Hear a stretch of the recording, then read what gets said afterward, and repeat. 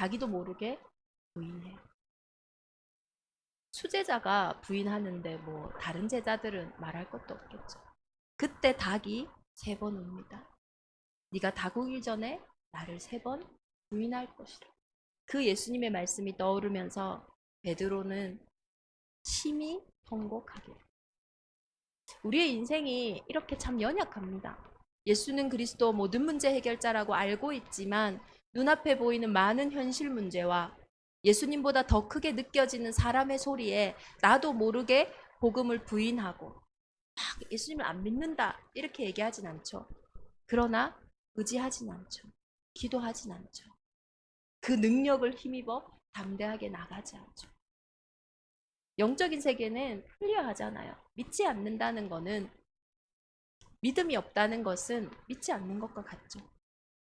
불신앙이라는 거죠. 이렇게 어쩌면은 예수님이 하신 사역을 3년 동안 보았던 베드로.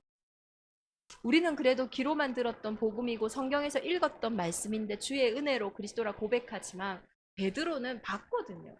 무리를 걸으시는 예수님을, 5천 명을 먹이시고 입히시는 예수님을, 그가 손을 대면 그 어떠한 질병이라도 치유함을 얻고 죽은 자까지도 살리시는 일을 봤어요. 그랬음에도 불구하고 안 되는 거예요. 그랬던 베드로가 사도행전 4장의 본문에서는 완전히 다른 모습이 나와요. 어린아이와 여자 앞에서도 예수님을 부인했던 그가 자신의 목숨을, 어쩌면 자기네 후대와 가정과 가문을 완전히 멸절시킬 수 있는 힘을 가진 장로들과 서기관들과 대제사장 안나스와 가야바와 요한과 알렉산더 및 대제사장의 문중이 다 참여한 그 공회 앞에 뭐라고 이야기합니까? 너희가 못 박아 죽인 그 나사렛 예수 그리스도 이름으로 내가 저 병든 자를 일으키리. 다른 이로서는 구원을 받을 수 없나니 천하 사람 중에 구원을 받을 만한 다른 이름을 너희에게 주신 적이. 베드로가요, 고백이요 완전히 뒤바뀌어요.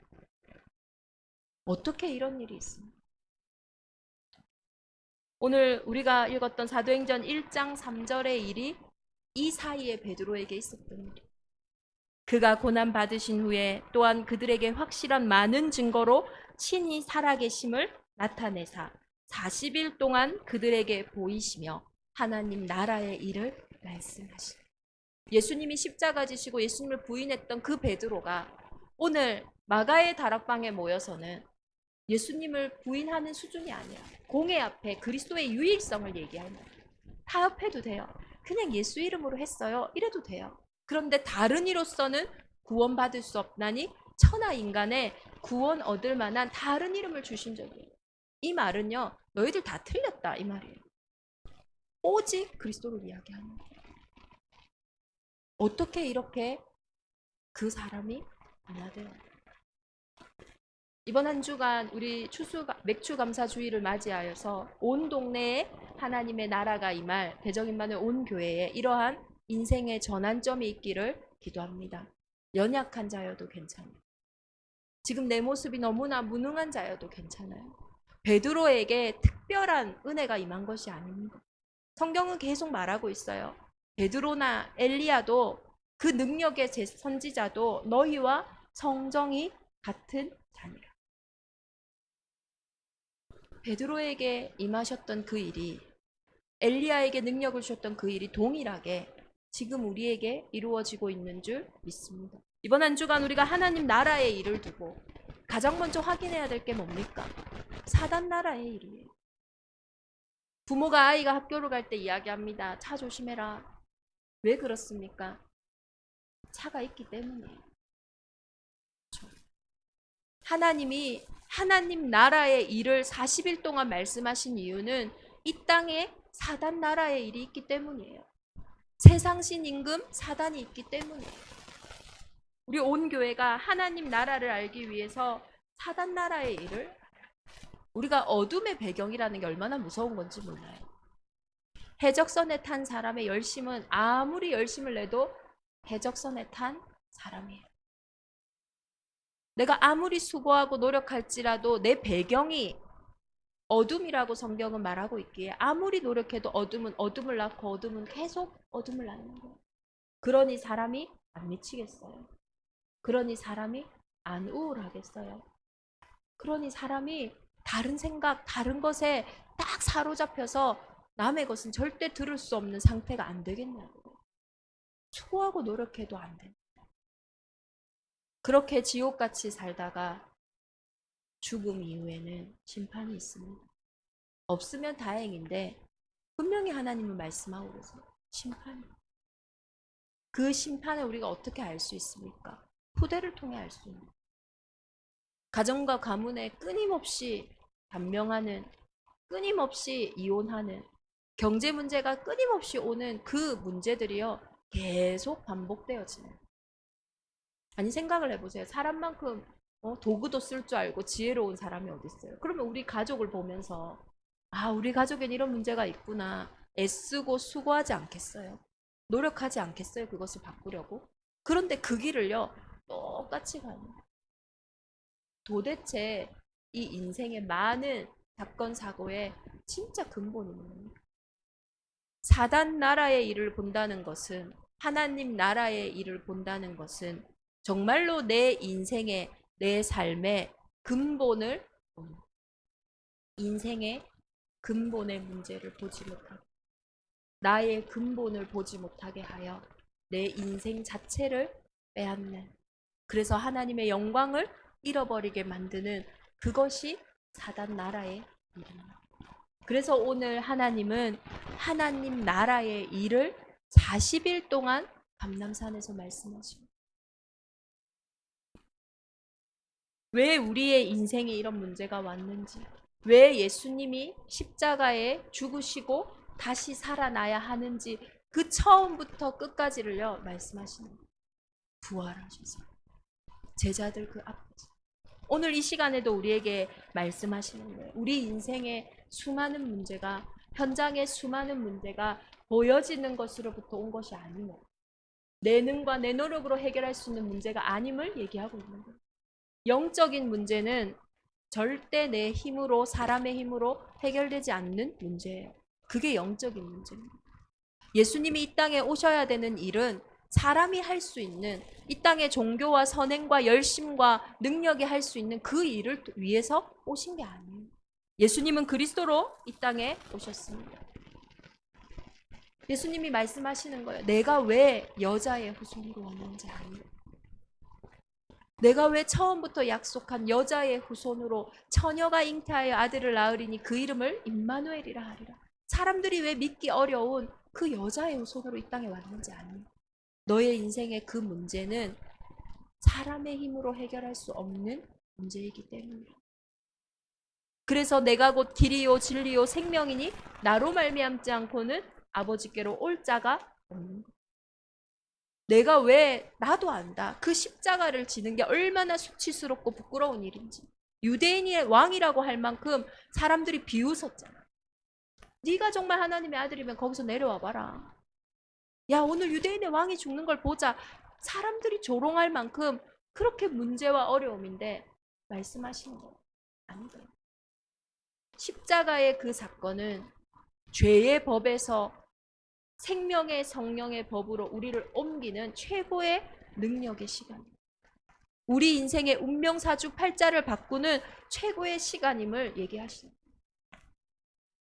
내가 너희를 섬기러 이 땅에 왔다. 너희를 위하여 십자가를 대신 지심으로 너희의 인생의 죄와 사망의 법, 운명사주팔자 다 끝났다. 그러니 이제 뭐 하라고요? 다 이루었으니 누려라. 문제 아니다. 무명한 거 같냐? 무명한 거 아니다. 연약한 거 같냐? 연약한 거 아니다. 어려움인 거 같냐? 어려운 거 아니야. 십자가의 사건이 있기 때문에, 다 이루신 대속함이 있기 때문에 그것은 너희를 생명으로, 성령으로 이끄는 일이다.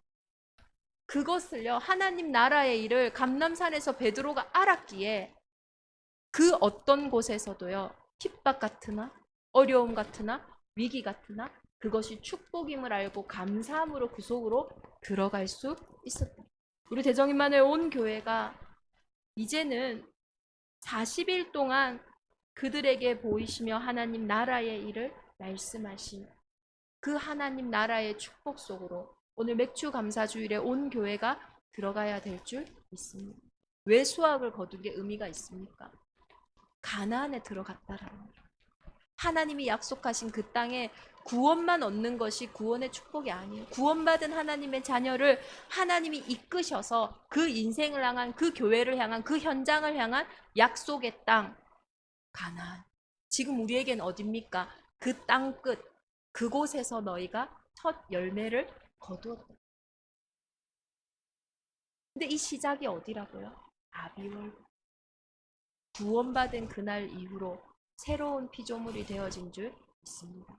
그래서 오 감람산에서는 새로운 일을 기대하고 바라본 날이, 과거에 지나간 거, 내 가정과 가문에 내려오는 거, 그걸로부터 시작하는 것이 아니라 십자가에서 다 이루신 그곳에서부터 시작합니다. 그것이 맥추절의 가장 큰 응답. 그로 인해 50일이 되고 나서요, 신명기 16장에 보면 나와 있어요. 내 하나님 여호와께서 자기의 이름을 두시려고 택하신 곳에서 너는 애굽에서 종되었던 것을 기억하고 이 규례를 지켜 행할지니라. 어디서요? 여호와의 이름을 두시려고 택한 그 곳에서. 오늘 여러분의 과거, 현재, 미래, 나의 어떠한 상황과 현실일지라도 그곳은 여호와의 이름을 두신 예수 그리스도의 이름이 증거될 최고의 유일한 현장인 줄 믿습니다. 이번 한 주간 우리 온 교회가 그리스도 예수의 말씀에 집중하는 그 40일을 통하여 가장 무명하고 예수님을 부인할 수밖에 없었던 그 연약한 자를 하나님이 들어 일하신 거죠. 이제는 나의 마음에 하나님의 나라가 먼저 임하기를 예수 그리스도 이름으로 축원합니다. 아니 목사님, 할 일이 얼마나 많은데 집중합니까? 해야 할 것이 얼마나 수두룩한데 집중을 합니까? 출애굽기 34장 23절 24절에 보면요, 네가 집중하는 그 시간에 아무도 내 땅을 탐내지 못할 것이다. 이스라엘에는 60만 정도가 살아요. 세절기가 될 때는 전 세계 각처에서 250만의 유대인들이 모여듭니다. 그러면 그 기간이 짧지 않아요. 그때는 땅이 재산이잖아요. 땅이 업이잖아요. 기업이잖아요. 자기들이 예배드리러 올 때에, 세절기를 지키러 올 때에 그 땅을 누가 가져가 버려도 할 말이 없는. 그런데 하나님이 분명히 얘기하세요. 하나님의 나라를 두고 40일 동안 집중하는 그때에는 내 땅을 아무도 탐내지, 그것이 먼저 그의 나라와 의를 구할 때 하나님이 하시는 놀라운 일인 줄 믿습니다. 대정인만의 온 교회가 이제 6월 인생의 한 해의 반을 지나 7월로 들어가는 이 첫 주에 이제는 하나님 나라의 일을 두고 정말로 복음에 집중하는, 그 말씀에 집중하는 중요한 시작이 되기를 예수 그리스도의 이름으로 축원합니다. 우리 온 동네에 하나님의 나라가, 우리 교회가 늘 마지막에 인사하는 그 고백이 이제는 내 인생의 의미로 발견되어지기를 기도합니다.